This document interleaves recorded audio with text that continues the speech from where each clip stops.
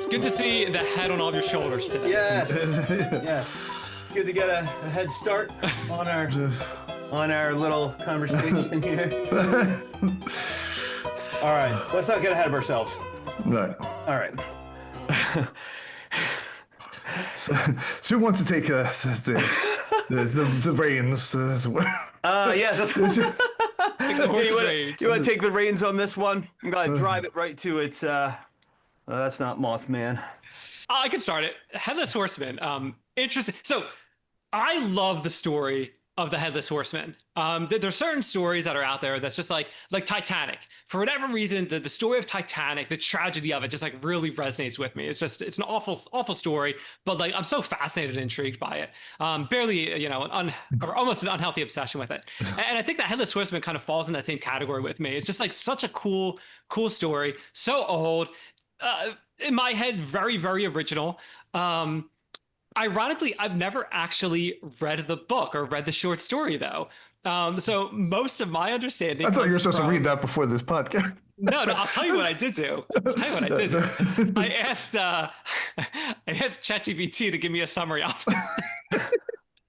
So even right now, my understanding might be a little bit flawed, but we'll see. Might have some hallucinations. Yeah, I think it's actually, I think it falls into the short story.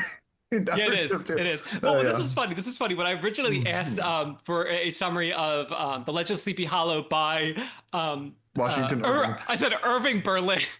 No, that's a total different version of this. and it corrected me. It said Irving Berlin, was a composer, blah, blah, blah. It's like Jimmy Washington. I'm dreaming of like, a white Christmas where there's haunted horsemen. I don't know. So that'd be a fun crossover, And not unrelated to the scary time of year that we're entering into. The old Christmas started at Halloween. Interesting. Yeah. I also did not know that. Yeah, that's the tales of ghost stories that you hear in Christmas carols.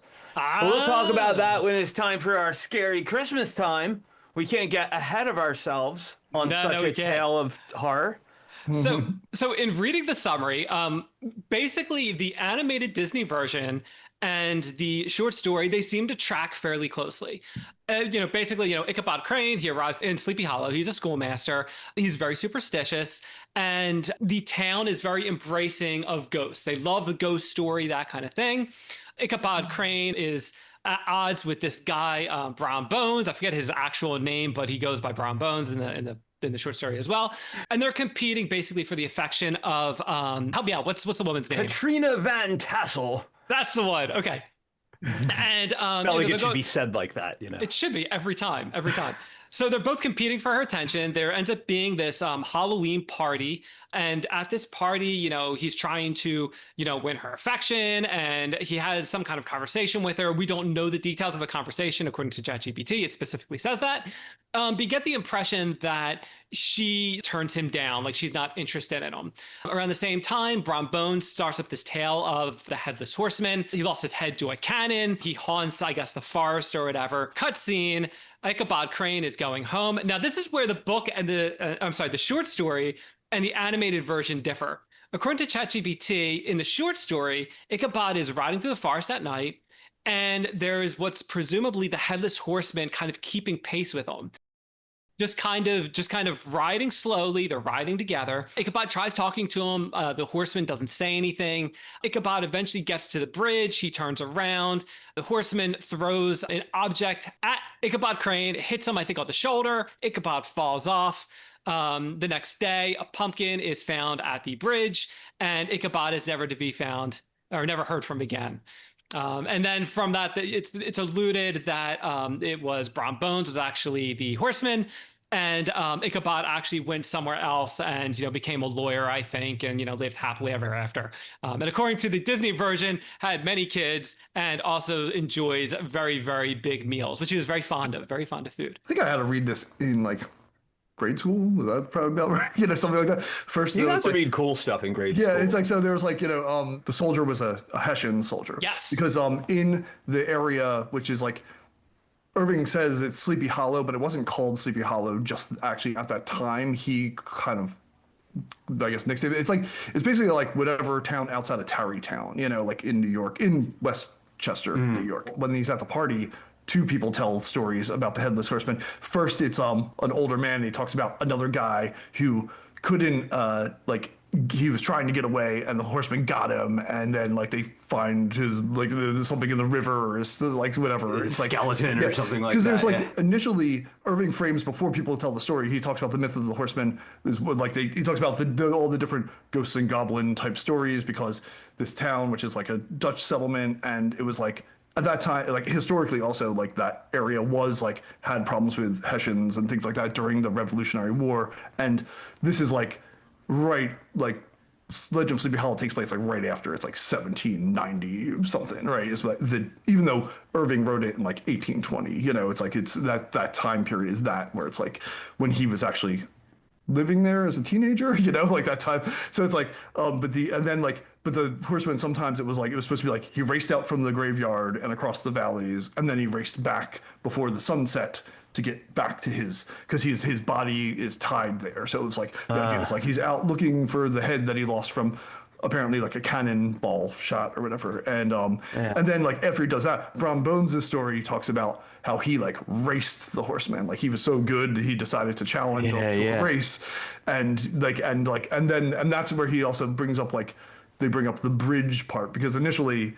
they don't talk about that. They just say he's like bound to the cemetery, right? Like as long as you can get away and far enough, and the sun sets, I guess, like because it's like they're in the like witching hour, you know, that like whatever 12 to 3, and you know, it's like as long as your ghosts can't do stuff. So I'd like to bring up a new segment: Ghost Rules. The rules. Ghosts like anytime we talk about ghosts, we have to talk about the general ghost rule. So there's like the Headless Horseman's bound to his body, and then when Brom Bones tells the story, he's bound to like he can't cross the bridge, and that's like the part that makes it into the Disney thing. They don't usually talk about him being bound to the cemetery, you know. Right. And the little thing about Ichabod like becoming a lawyer or something, it's still like supposed to be kind of vague, because it's like basically the guy who's writing the story, who's not Washington, it's like a frame story. Like the end, there's like a little appendix kind of thing, and it's like I heard this story when I was at like, you know, a bar or whatever, or like some meeting, and it's like, and this guy told me the story, and so like this idea like, oh well, maybe Ichabod, like he saw Ichabod Crane when he was in New York City, you know, and like he supposedly became like a judge or whatever, but then it was like, well, did he, was that him, you know? It's like, so there's like this whole like vagueness, but it comes because like whatever character Irving is writing as is telling the actual story, and then in the little after part, it's like, well, this is where I actually heard it from, this guy. So it's like, so Ichabod Crane may have died, you know, maybe Brom Bones killed him and then just dumped his body in the river. I don't know. Like, it's like, which could be about right for. Sounds about Brom Bones' style. His last, he is called Brom Bones. It's funny, I feel like both Ichabod and Brom Bones in this story, even though like Irving will frame it as saying like the hero of our story or kind of thing like that, it's like Ichabod's not really like that cool. Like he's just like, he scares himself a lot. He's super awkward, and he's like, and the whole thing with like, and maybe this is just more common back in the day anyway, so maybe it's not being a total jerk, but like part of the thing is falling in love with, Van Tassel is that like, oh, well, he'll also then like inherit the estate, and then he'll kick all these stupid jerks that he doesn't like out of there. Like, you know, it's like if they want to come over and visit him when he's the head of the estate, it's like, you know, it's like kind of like, and so there's like that, and then, but then like Brom Bones also seems to like probably have like the same idea, you know, like I should get this because I'm the coolest guy in town, like I'm the strongest and best, and you know, and like, and the reason like Brom Bones starts like a practical fight with Ichabod in the first place is that Ichabod doesn't want to fight him. Like he's like, I'm gonna lose if I fight you because you're like twice my size, so I'm not just gonna like get punched and beaten up, so I'm just not gonna do this. And he Brom Bones punch right through a barrel. And Brom Bones like doesn't want to start the fight. It's trolling in the in the early 1800s or whatever. Whoever, including a troll bridge. But we have to come back to Ghost Rules at some point later in the conversation. We should wrap it around. So I want to add something to this little mix here, and I want to just explain some things so people understand. If the short story disagrees with the animated version is right. Yeah. Because the animated version came later. and that means it's right. Okay, It's properly vetted, is what it is. there's another thing I want to mention.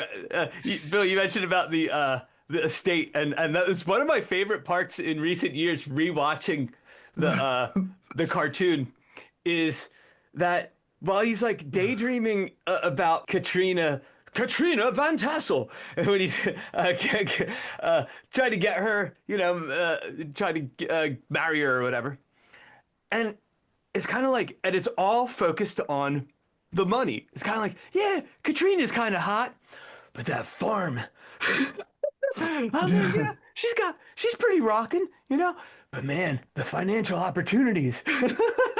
I mean, and I guess I didn't catch on to as a kid because I was like, oh no, he likes her because she's pretty. Because a very simple understanding of an 8-year-old, watching this thing. But yeah. Yeah, and I think that whole, that but I mean, that time too, like the whole, I think marrying for status is like pretty standard fare for most people in the late 18th century. I think that was probably a kind of thing.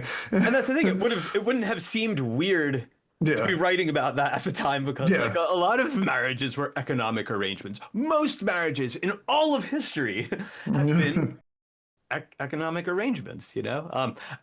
In all of recorded history. It goes back to what we're talking about. I forget which episode it was. We were talking about breaking economic barriers, like changing your class. It's either finding treasure or marrying into it. Or marrying a Van Tassel. Yeah.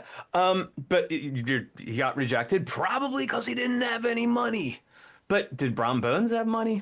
No, I don't think so either. I think they're both vying for the same thing. I don't see. But he was like, but he was built, and maybe it was like a precursor to UFC. Maybe he did some of that, Brom Bones is also like the local, I guess, stealing the lunch money. That's how. Yeah, that's his profession. Yeah, I do like I do like that the Legend of Sleepy Hollow Brom Bones is kind of the precursor for the Disney T-shaped jerk guy, he's basically Gaston, right? Yeah, like kind of like the like I'm just it's like and he kind of does the same kind of stuff, it's like he just wants to go cause problems. And this is total tangent, but first one, here we go. I eat a lot of eggs, and Gaston eats a lot of eggs, which makes him the size of a barge. So I like to sometimes say, well, if I ate this portion of eggs, am I this portion of a barge?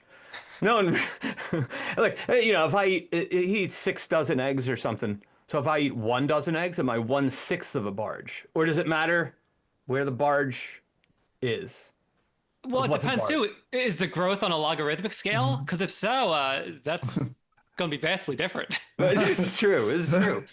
And how big do the eggs have to be? Because I don't know if you guys have noticed, but eggs are smaller than they used to be. Take some of those ostrich eggs.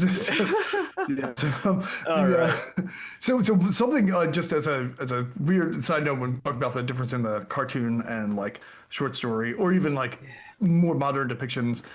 This is a little blurred out because of the way Zoom is adjusting my call, but I have a thing that my wife bought me the other week, a Headless Horseman like statue, and it actually has a glowing jack-o'-lantern that he's holding. In the thing, I think the idea is like, well, it's basically the fall. Brom Bones probably, or whoever was on the thing, picked up a pumpkin, so it looked like a head, The jack-o'-lantern part didn't really come in till later, and like the whole thing, and it's probably, and it kind of mixes between because there's like, I guess it's like the legend of like Stingy Jack is like, I think, an Irish legend or whatever, where we get the jack-o'-lantern from. And it's basically like this guy who was like, well, he was like, he's stingy, right? And he like tricks the devil into like picking up his bar tab, like by turning himself into a coin or something. And then like he hides the coin in his pocket with like, so he can't turn back, and he's like, oh, like, I'll let you out if like, and he was that's a solid devil move. Yeah. And it's like, and then like he lets him out and like, and then he like tricks them again by like getting them to go up a tree and putting a cross on the tree or whatever, thing like that. And eventually like the devil like basically is like, okay, fine, like I'm not gonna take your soul or whatever, but that's it. And then like because he was bad, like he couldn't get into heaven, and because the devil didn't like him, he couldn't get into hell. So he's like cursed to wander around with like, I think it's like a gourd that he has like a coal in that's glowing. So people would carve gourds, like, for that, like that, it was like that. And then like over here, pumpkins became easier to carve because pumpkins are like, rather than like, carving like, the gourds. And like, so there's like, so the jack-o'-lantern kind of falls into that. So there's a little extra stuff, but the jack-o'-lantern, that's the Headless Horseman thing, comes in later. And then that also makes him much more like, well, that's definitely a supernatural thing. It's not just a prank. Like, I mean, he's carrying a jack-o'-lantern around. Like, it's like, it's the whole, like, he's wandering around as a spectral, Interesting piece of trivia. So over the summer, I got a like honeydew. I think it was honeydew or cantaloupe, one of those. Doesn't matter. They're the same thing, different color, But I was cutting it up for the kids. Honeydew is unripe cantaloupe. It is. I was carving it up for the kid, or cutting it up for the kids, and I said to Lauren, I was like, "This actually kind of reminds me of like pumpkin innards." And I did a quick search, not using ChatGPT, a legit search, and seemingly whatever I was cutting, I think it was a honeydew, is actually technically a gourd. It's in the same family, so I was like, "Well, that kind of makes sense then." There's an old tradition too of carving turnips.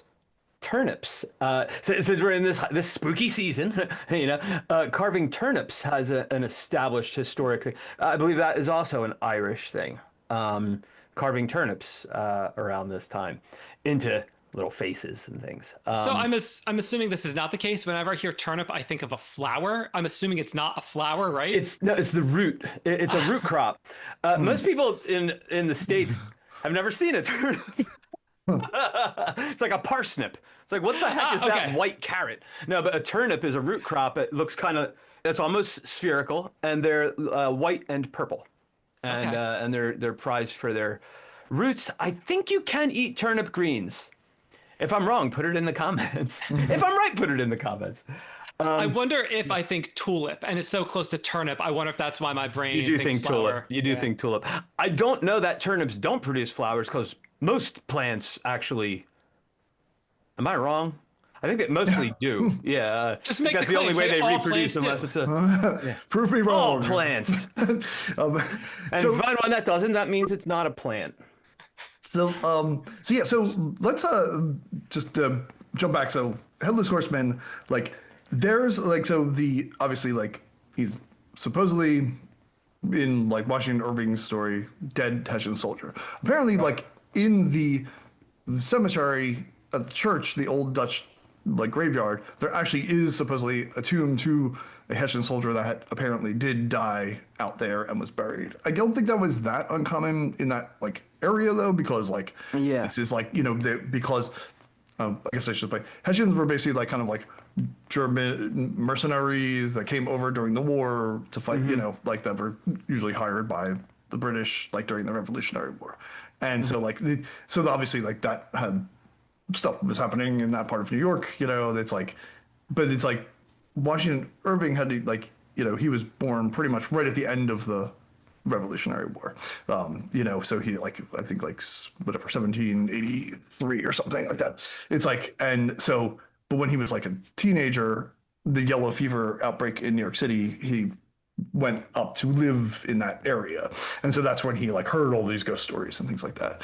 And then there's like, but then there's also, he went and traveled abroad, like to Europe, like later on, like his family like sent him there to like, become like a proper gentleman kind of thing and learn stuff in Europe, like become classically trained. I think he's like hanging out with like Mary Shelley, like, or got introduced to him because it's like Sir Walter Riley or something, like introduced them. And like, so there's all those Gothic horror writers and stuff like that, and so that makes him like somewhat adjacent to Lord Byron, who he kind of liked, and all this different stuff. But in like there's a bunch of different Headless Horseman like kind of legends in like Ireland and Scotland, Wales, and like he might have even heard some of these as a kid because his family was from Cornwall, which is close enough to Wales, and it's like often these like headless riders who are like, they're usually like omens of death. I'm not going to pronounce this right. Dullahan, it's like that's like the Irish one. It's like basically like a Celtic deity supposedly, and it rides a horse. Its head is like out in front of it, and it has like a whip made of human spines or something, and if it stops writing, like, then somebody dies, or if it calls out someone's name, they instantly die. And then it gets morphed into like it's a carriage rider and like a driver, and in the back is like some other ghosts or something like that. So like it kind of evolves, and then there's like a very similar one that's like in Scotland, and then there's the one in Wales is actually the rider, but it's related to like a child who was like an illegitimate child who was buried somewhere, and the person riding the horse is like the kind of spirit of that or whatever. It's like, so it's like it's strange, but yeah. So there is this kind of precedent for like mixing up, like, well, there was this story there about this dead Hessian soldier who maybe haunts the cemetery, and then there's these other stories of like these actual ghostly riders that come, and there's other like things like there's like the Wild Hunt, which is more like I think like Scandinavian, and it's got that type of stuff, different things, and there's like Headless Rider, obviously death riding a horse, like there's these kind of precedents for it, but like, so it's like mixing up like but the haunted Hessian soldier, I think, was like probably a local folk because like you said, Dan, earlier, like this area was filled with kind of spooky stories, and that kind of was the thing. This area did seem like it has a lot of hauntings and other stuff going on, and so you mix that with like post-war stuff and like all these things that happened, and of course there's ghosts haunting everywhere and doing stuff, Yeah. So it's like, so that seems to be like what I can understand is like the basis for me blending the two kind of things. But yeah. I thought it was cool actually learning the detail that in the short story it was actually a Hessian soldier, because like, of course, many people have seen the Tim Burton film, and Tim Burton can sometimes have some artistic license. So the whole, I liked what he did with it in some ways. But that it was a Hessian soldier in that, I thought that was like, that's an interesting thing, and not realizing at the time that it was in the original, because it's like, he's kind of tying these things together. What I thought was cool in that, it's a spoiler. Can I say a spoiler on here? Yeah, it's for like a 25-year-old movie or something. Yeah, exactly. It's your own damn fault if you didn't. Well, no, I'll tell you, for anyone that doesn't want to hear the spoiler, just put this on pause. Go find the movie, take the 2 hours, and then come back and it's probably free with ads somewhere. Yeah. I'm sure. So in the movie, here it comes. He's being summoned with witchcraft by a person that has his head, and so maybe not totally taken off by a cannonball in the movie, called Sleepy Hollow, and but that idea I thought was actually like, that's an interesting take on an old story. I think somebody should do Phantom of the Opera, where Christine is a witch that is summoning the Phantom, who's an actual ghost, and taking out her enemies in competition at the opera house. I think someone with more talent than me should do that. Guess we have to wait for that to go into public domain. That's going to be a little while. It's Oh, going to be a long while. Yeah, right. No, I think Phantom probably is in public domain. The story, anyway. The novel? No, because it's is it? Oh, I was just thinking. Yeah. So here's my limited knowledge. Yeah. I was thinking the musical. I assumed Right. that was original, No. but that's based off of a book. Yeah, it's based off a book. And also there was like, I mean, it has to be in public domain probably now, because it's like the original movie was like in like what, the 20s, I think. There was like a silent Phantom of the Opera. Is it Lon Chaney? Maybe. I think so. getting my old movie history. I'm blown away. I had no idea it was that old. Okay.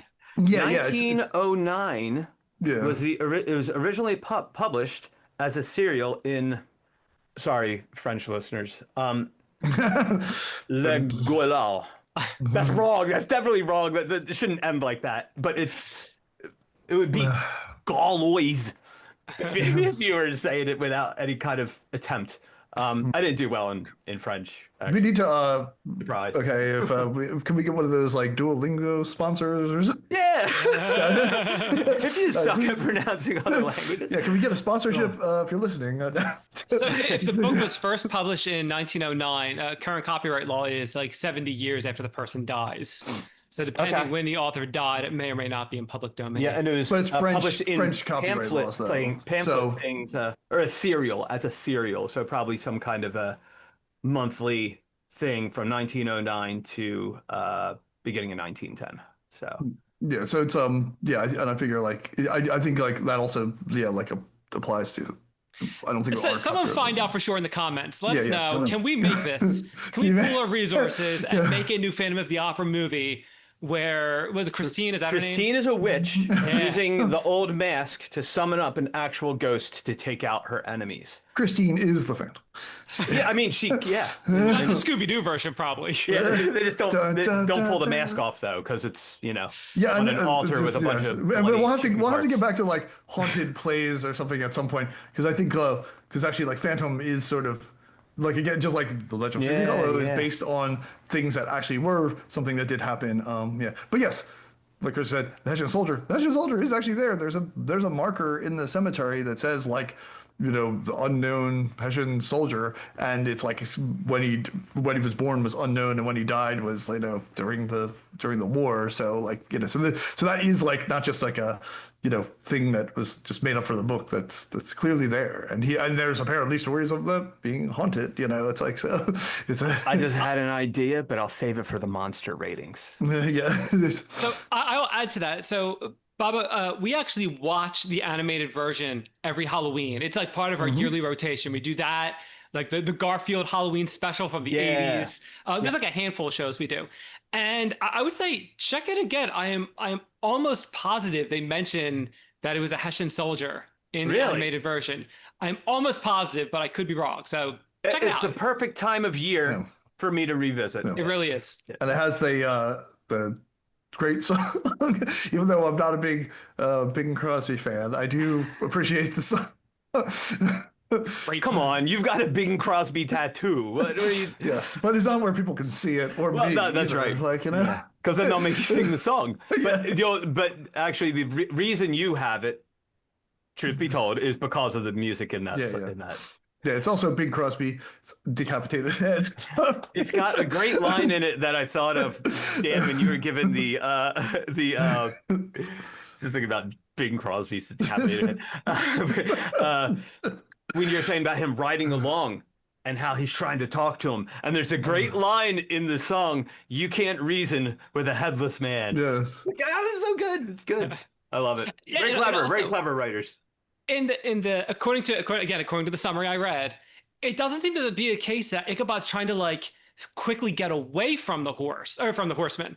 He's just kind of like riding along, and the Headless Horseman is keeping pace. So I don't know if it's different actually in the short story. It's definitely different in the animated version where he's like frantically trying to get away. It's like a mix of that, because it's like he sees the person coming up near him, right, and he stops, and then like he's already kind of freaking out, so he tries to like whistle a tune, but he can't. Like his mouth is dry, and then the guy's like, he figures, and I think he calls out, tries to call out to him, and he's like, "Hey," and then it doesn't answer, and he sees like, well, it's like kind of cloaked, and it's dark, and it's scary, and it's like, okay, and then so he tries to like kind of go, and then he finds, instead of the horse like passing him, like he slows down because he's riding an old mare like that's like all beaten up and stuff, and then when he tries to like speed up, the mare like kind of darts the wrong way and runs and like hits like the fence or what, hits a fence, and then like he gets the mare back on the road and he tries to go for the bridge,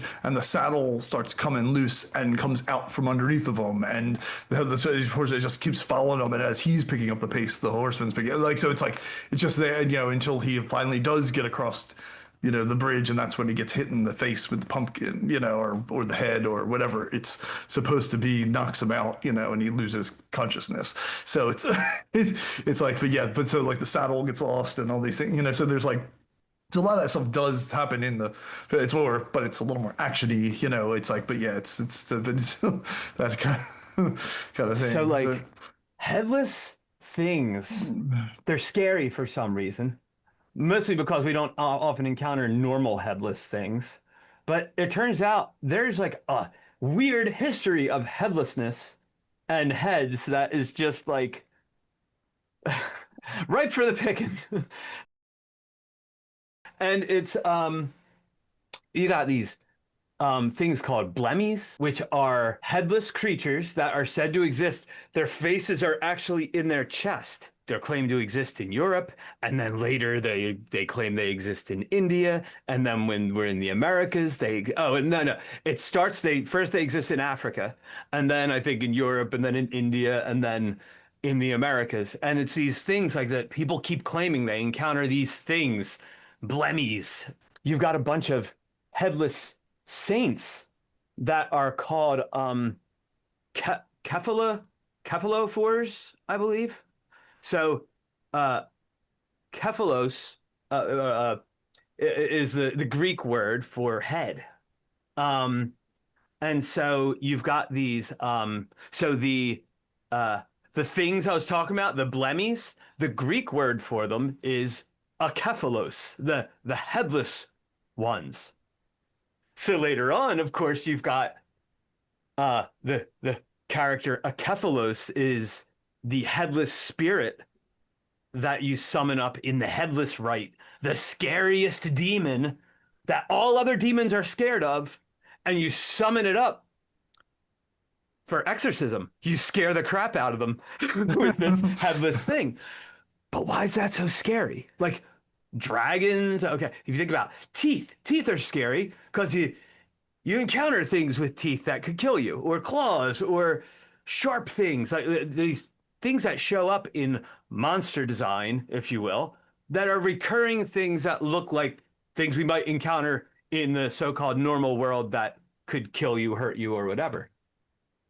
But but when it comes to like the headless things in general, they seem to like carry this special weird scariness associated also with the dead, you know?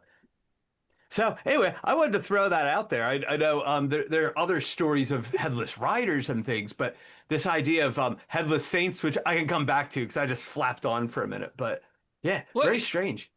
It's interesting. I wonder if that it kind of is in line with the Uncanny Valley, where it's like you have a headless human, for instance, you know, it's like it's almost human. It's so close, but it's missing a head. And it's just like on that level, it's like that just creeps people out, like in the same way as Uncanny Valley, maybe. Yeah, because actually Uncanny Valley, one of the things that it's immediately referenced when people talk about it is it's kind of like when people have a reaction to a corpse, because this kind of weird kind of thing. And so when you're looking at, I don't know, like a robot that's made to look like a human, but it doesn't quite seem to be alive, it's got that Uncanny Valley, that it's almost like this, almost human, but not. And that has that weird kind of reaction. Now that's been a way that people explain the Uncanny Valley. Maybe that's why that exists, you know. But yeah, really interesting though. Just something to the degree of like, I mean, in like probably summing up pretty what you said earlier about like, you know, you can't reason with a headless man. Like there's something just like, you know, like there's no like, it makes it so much more other, like, you know, versus like, oh, here's a ghost. And even if the ghost is in the same pattern, it's the ghost of, you know, your great grandfather and he's haunting whatever, the attic of your old house, you know, or something. It's like, it's like that's a person, it's a thing. But this but a lot of, especially with these like headless rider things, aside from the ones that are like literally almost like deity, there's just something like even more otherworldly about them. Like they're just like, they're just like a force, you know, and they're like just there to do whatever they're doing, you know, whether it's out looking for a head, out to bring death upon you, you know, and you can't do anything to stop them. Like you can't talk to them. They can't be reasonable. They're just, you know, and when they appear, and there's also this thing with like riders and like the thing between the rider specifically versus like the, you know, other things is like they like tend to bridge between like the land of the dead and the land of the living, and it's like the horse, so it's almost like they're coming out of this ghostly realm, and they're not like, oh, I'm a ghost, I'm stuck here, like even in the case of the the Headless Horseman, like, he could ride from the cemetery. He rides down the roads. He comes around and he's like, and during that hour, if he catches you on the road, like, well, that might just be really bad, you know. It's like you gotta like run, you know, and get away and hope to outrun him before he has to like run back. Water is off in like various cultures is kind of like a way of will almost like exercise a spirit, you know. It'll basically cleanse them, especially if it's running, whether it's like kind of Slavic stuff with like, you know, like vampires and things can't cross running water and things like that, or like water is also the way the dead move on to the afterlife, whether it's you paying the ferryman at the River Styx to cross the water because like as a spirit you can't cross the water yourself, but the riders, because they're like moving on something, they're like coming out of the ghostly land into the land of the living for this period of time and riding around and causing mischief and mayhem. I think it's interesting too, going back to Tim Burton's Sleepy Hollow did a very good job of describing what you just said, where if I remember correctly, the Headless Horseman comes out, he comes from hell. Yeah. And then is like, you know, galloping about, doing this thing. And at the end, like goes back down underground into hell. And then taking the witch with him, if I remember. Speaking of the ferryman, that is another character which I just think is awesome. Back to like Clash of the Titans almost. You know, we talked about Medusa before. The ferryman and that, just like the way it kind of creeps across the river in the cloak and it puts out its claw hand or its bony hand. So cool. One of those characters that just really like, right on. Let's talk about Saint. Go ahead. Oh, sorry. Yeah, please. Up there. Saint Denis. Is a head. He's a saint. He's the head of all the saints. he's a martyr that had his head cut off, and then the story is that he picked up his head, walked several miles while preaching a sermon on repentance. So tales of talking heads go back at least, not the band. And not newscasters, but tales of talking heads go back pre-Aristotle, because Aristotle actually made it a point to do his best to refute it, which, if you ask me, reeks of a cover-up. But whatever, you know, Aristotle. He's keeping cool all of the talking... establishment. He was working for Alexander the Great, you know. I mean, but yeah, so a little suburb of Paris, Saint Denis is from. It was a bishop of Paris, and a little town sprung up that is his namesake. It's like a little a suburb of Paris, Saint Denis, which is probably close to how it's pronounced. Actually, I probably didn't butcher that one as badly. But he's one of like 5 or 6 like well-known saints, headless saints. Many of them pick up their heads and continue talking. One is in the middle of praying a psalm. He gets his head cut off and then finishes the psalm. So that's like very strange kind of. But there, you never know all the weird saint stories that are tucked into the world. Saint Paul, apparently, after his head is cut off, that was one of the talking heads. I have to interrupt for one second because I'm losing it over here.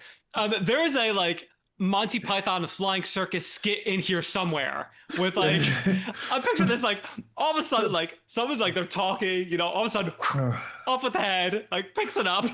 Continues talking. I think it would have to be some kind of businessman or something. Now, clearly, the charts here say that. I could finish delivering the sales presentation.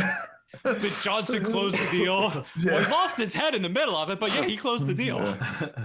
One thing about Johnson, you can never keep him from getting ahead, like, or something. You know, it's like head and shoulders above the rest. Or at least shoulders.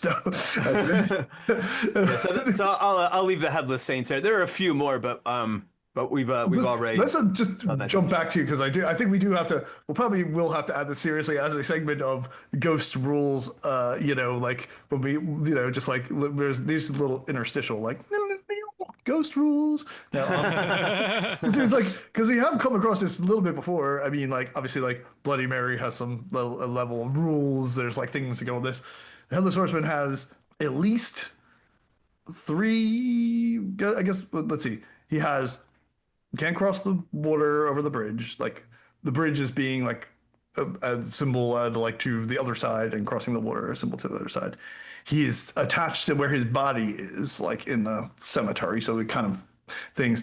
He can only be out during like a certain hours, like the witching hours, But and then there might be the other thing of like, if he did find his head, would that put him to rest? Like, like the idea is like if he's out searching for, because that's often a thing too. Like if you get reburied or you reconnect, thing, or like, you find the consecrated, like, I forget when we talked, I think we were talking about in the maybe it was in the graveyard episode with the person like the haunted house and they found a body, and once they buried the body and unconsecrated ground and it was put to rest, all the hauntings went away. So like there might be this idea like if you did find the head of the soldier and put it back in his cemetery, a grave, and buried him properly, like that would get rid of him. So like there's about 4 ghost rules that he seems to follow. Yeah. And one that's at least going to be a little hard to solve, is the I don't know what the result of a cannonball to the head is, but we'll just it might not be good. We'll leave it at that. It might be permanently gone. So there might not be a hope for the haunting to end. We didn't talk about other headless riders. Were you telling the Japanese version? Not Japanese version, but yeah. So like obviously like post World War II, in Japan there arises a lot of these like motorcycle gang type things. They're also very inspired by like Western movies and stuff like that. And I can't remember what the specific name is, but it's like basically like thing, and it reaches its height in like 70s, 80s, in that kind of time period. But there starts to be like tales of headless motorcycle riders. One maybe inspired by like a film that was from Australia that kind of became popular, but like this idea of this one rider, he's riding down the road, someone puts out a piano wire and it cuts his head off. So now he's driving around, without a head, like haunting this road. Then there seems to be another of a gang of ghostly riders that come down from the mountain in this one prefecture, and they're all on motorcycles and none of them have heads, or sometimes their heads are floating around them as like ghostly forms and like screaming at people and things. So that's kind of like the modern updated thing, like it's like the obviously the rider who lost his head, like his idea is like he'll chase you down because he's looking for his head, or something like that. It's probably not as I don't know that I don't know if the Sleepy Hollow thing crosses over that, or this is just their own weird take on it. Like there might be some kind of, Chris, you might be able to speak because you know a little bit more about this, but like the yokai influence on the ones, that's the group of the gang of them. And but funny, I saw something too that was about like riders in some riders in Japan will paint their helmets in like a matte black, like they'll wear black face shields and paint them matte black. So at night when they're riding, they do seem like they don't have a head, and people often see it say like there's like they see headless riders around. So it's like kind of, so there's that association the practical joke with the trolling again. Yeah. Like it's just like because if like you're wearing because a lot of these motorcycles are often like painted up really in like crazy colors and stuff like that. They're often like customized bikes that are a cross between like a chopper and a cafe racer, and it's like, which is like the European style bike, and then obviously later on the sports bikes, but they're like usually modified and bright colors. And I imagine like if for the effect, if you're wearing like a bright colored motorcycle suit and had a matte black helmet, you probably would the look contrast at night, itself would be like at night, someone passing you on like a road out in the middle of like up a mountain or something somewhere, you probably would look. Yeah, like, especially if it's like the lighting is headlights and not like it's not a very well lit kind of thing, not like driving through Tokyo. It's very well lit.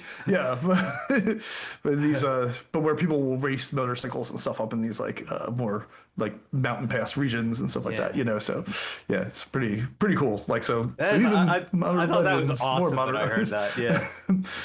It's a lot of cool weird little headless stuff. We should talk about at some point spirit parades and things that would probably incorporate the we could do like the I mean it touches on the wild hunt. It's not exactly a spirit parade, but if you think about the night parade of 100 demons, it's that's the yokai parade of yokai spirit in Japan. You know, these very cool. Oh yeah, when we talk about it, I actually have my night parade cards that they you can actually set it up as a big picture.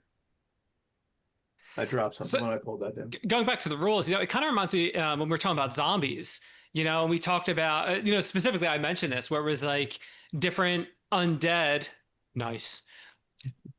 Different undead had there was none of them were too powerful, and I mentioned how vampires, they could all come out at night, and garlic and holy water crosses, and this with zombies, that with skeletons, and it's similar. You seem to get these rules other places, like you were saying, where it's like, the Headless Horseman is tied to the land, which kind of also goes when we talk about the burial grounds, where we're saying, where it seemed to be like people that didn't have the proper ceremonial burial, we'll say, could be the case that they're tied in afterlife to that area until it's resolved. Yeah. And then I talked about black-eyed kids in one of the episodes where it was, that you have to invite them in. They want to come in, and if you don't invite them, you're in the clear.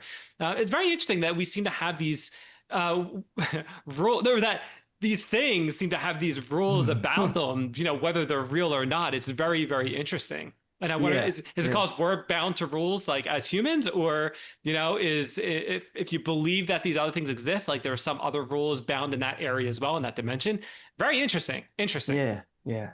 There's a weird quick note of Washington Irving, like actually eventually settles in that area. Like he lives in that area. Like he builds a big estate, and I think the estate got bought from the Van Hassel people. Like that was an actual family. Like it was like it was a small house that was in disrepair, and he bought the land, and then he built this big estate. Like after he came back from, becoming more literary famous, and stuff like that, and he lived there for a while, and then like he had to travel. He became like an ambassador, I think. And then so it's his like brother or something lived there, and then, so it's like, but yeah, so it's a museum, so you can go like visit. It's like stuff like that. It's where he, and it's yeah. So he must have been not that scared of the area that he turned it, and I think he called it like Sunnyside, I think is what the it was like, or Sunnyvale, like one of those things. It's like so it's kind of funny, like the contrast of like when I was a kid here, everything was haunted and creepy, and like, but as an adult, this is like my nice refuge, place. It's not like and I guess like so it's kind of cool. So just as a that's my appendix to the. It's kind of funny because sometimes you wind up with that people that write these scary stories but actually don't believe anything like that. H.P. Lovecraft, the guy that wrote I mean, everyone knows Cthulhu, I think now, but like H.P. Lovecraft, he was like seemingly like a materialist in terms of like explanations of things. Like, he didn't believe in any of this weird stuff, but he had these freaky dreams that were the inspiration for his stuff, supposedly. All right, should we rate our monsters? Should we do our thing? I guess let me start with my idea. What if you did summon the Headless Horseman? Or the Headless Horseman is it is there, like it's right, he's real. And does it have to be real in order to summon it? Okay, well Another weird. That's an ontological question. The encounter is real. Is trying to say? Yeah. I think if the Headless Horseman's real, I'm talking about how do you capitalize on this? Capitalize on this. See what I did there? All right. So how do you capitalize on it? Is you sell curses.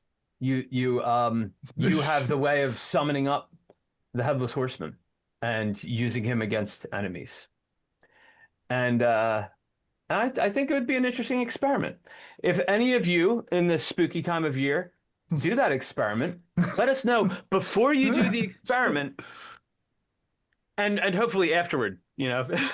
Hopefully I'll always. I'm done. I'm gonna rate it. Not that headless things. I actually don't think. Okay, if I encountered one, I probably would think it was pretty scary. But like thinking about it right now, compared to other things, like is it as scary as? I'm gonna give it 3. I'm gonna give it 3, and 3 monsters and a monster head, just in case there are any restless spirits out there that are monster shaped. And I'll leave it at that. So is that 3.5 or is that 4? It depends on the size of the head. It's a half, a head, a half. Yeah, I'll say 3 1/3. My rating on this, it's based entirely on short story, essentially. At least the one in Sleepy Hollow that we're talking about. And for that reason, and with the addition of the animated version, I just cannot take the idea of the Headless Horseman very seriously. As much as I love it, as much as I love the idea, as cool as I find it, every time I think about, a real Headless Horseman, I might think about the mare that is in the forest and Ichabod's on top of it, and it's there like laughing, when they discover the cattails, I think. The cattails are hitting the log, and it sounds like the galloping, he's like, like that kind of. So for me, I'm gonna give the Headless Horseman a solid 2. But I will take what you said about how do you capitalize on this, and I will say I'm going to go in a very, very weird and completely different direction. I'm going to use this as a way for if you have employees that are not performing well, after they go on their personal improvement plan. If that doesn't pan out, it's like, well, we're going to get the Headless Horseman after you then, and that will scare them right into shape. Is this Jeff Bezos's plan for how to use the headless? It is actually. It is. So I'm going to go in a different direction because, like what you're saying, Dan, it's like completely based on a short story, but it's like it isn't because one, you got there is a Hessian soldier buried in the churchyard in that area. Supposedly, that's haunting that area. Right? I can't get past the animated part. I can't get past that. Well, yeah, that's fine. But I'm just saying. But I'm thinking like, and then there's obviously like. Headless Riders equals death, is pretty like, the idea is like, if you were to see this, there's a good chance you are going to die or someone is going to die. Cause that's like, seems to be what the mythology of that is. And that's like pretty like just an omen. Like if you just saw a shadowy rider just appear in the road and all of a sudden like it pretty much means you're dead, like that, like there's not a lot to it. It doesn't seem like, unless you can figure out the way to break the rules, and do that whole thing. Mm-hmm. And so I think about like, maybe this will help you, but like, okay, so near your house, you're coming down the one weird back road and you have to cross a stupid covered bridge, right? And you have actual covered bridge that's old timey that goes over essentially like, like a creek part of like a small part of the river type of thing. And it's that road that leads to there. It's so effing windy and stupid and narrow and like deer jump out and things. It's like just a pain in the butt just driving a car down there. It's like at night, it's really, really kind of annoying and kind of scary. Like just in general, if I were now walking down that road, and if I already heard there was supposed to be some kind of demonic rider that haunts that, and I had a couple miles to get between down that road and across the bridge before I could get back to my house, and all of a sudden some, like ghostly apparition appeared and started chasing me, I think I'd be pretty scared. I think regardless of like if I decided that this was real or not, that would be pretty scary. And it's like, and if you were of the mind that you already kind of like have like and I don't, generally believe in that kind of thing, but if I'm just trying to put it into like a real perspective, that kind of scenario is just eerie anyway. And it would be even more eerie if I was just clicking along on horseback down the road over towards the bridge. Like that would be very scary. And then if something appeared and started chasing me, it'd be incredibly scary. Even because even if it wasn't a headless horseman, it's probably someone that wants to mess with pretty badly. Yeah. I don't know if you've ever had a time where you've been chased by people down dark streets or anything at night in cities or anything. That's scary. Just in general, that's when you know that they're people who want to do you harm. But let alone an evil spirit on a horseback carrying possibly his head or possibly a lit jack-o'-lantern that wants to do you harm and isn't also bound by the rule. But I think if you widen the net that much, I mean, that could be anything. It could be like you're on the road walking home and there's a wolf in the street, that's like staring you down. I mean, that's equally as terrifying, or if you're walking down the road and, there's a guy with he's coming at you with a knife or something like that. Or yeah, so that's what I'm saying. Know? So a guy on horseback with a sword. But we're talking about... would be very scary. In this instance, it's a fictional character, though. So for me, it's... I gotta keep that tight. I gotta keep. I'm trying to put it. I'm trying to put it in the ghost realm. Sure. Like we're talking. It's Halloween. We're talking about ghosts. This is based on an actual haunting that supposedly has rules. Like at least for like all hauntings, like unconfirmed in an area that seems to be prone towards haunting type mythology. But I'm just like trying to think of like if that's the case, like whatever it was. I'd be scared, especially if it's like a person on horseback in like with wielding like a sword or something. Or a saber or whatever. It's gonna scare the hell out of me. And regardless, I think just from a scary perspective on Halloween, I would definitely give and because it's like it mixes real folk tale, real legends, like weird, fae type things and actual like mythology and stuff with like them putting them all together into this thing. It's like if there was a ghost like this that I encountered on the road, I'd probably be scared. I would definitely forget. So maybe 4. I'm gonna give it 4 monsters. It's like I just say so yeah. I want someone to make the haunting real. I think to try to summon up the Hessian soldier and see if he'll do it, and if not, maybe you can summon up something else and just see if it'll pretend to be the Headless Horseman did. We need like a mass reenactment of the Headless Horseman. We need someone that needs to do this on the annual. They're dressed up, and maybe through that and through all of the emotions that are tied into it, and people wanting a real Headless Horseman, because you gotta want it. You gotta want it. Yeah. I think maybe we could make this happen. I think we could create, we were talking about tulpas episodes back. Maybe we can do that and actually create the Headless Horseman. I'd be game for that. If you guys are game for that, put it in the comments. We want to know. I'm pretty sure there are fall like events that happen in Sleepy Hollow. But are they trying to make it? Are they trying to make it real?